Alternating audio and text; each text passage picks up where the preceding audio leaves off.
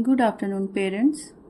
Today we are going to learn the letter formation of letter G. Capital G, small g. Now let's see the formation of capital G.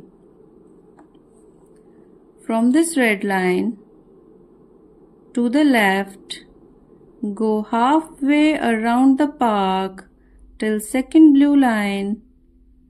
Turn up the lane till first blue line and go in, then go out. Forms capital G.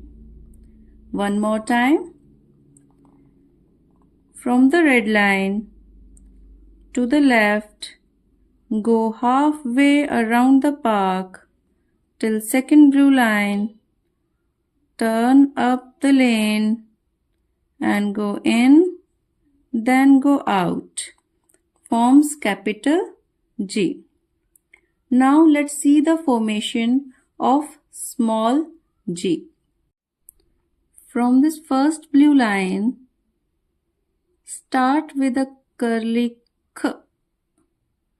Go up to where you started, then write down and make a tail.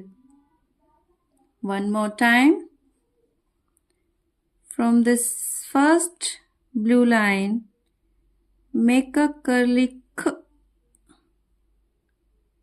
Go up to where you started, then write down and make a tail.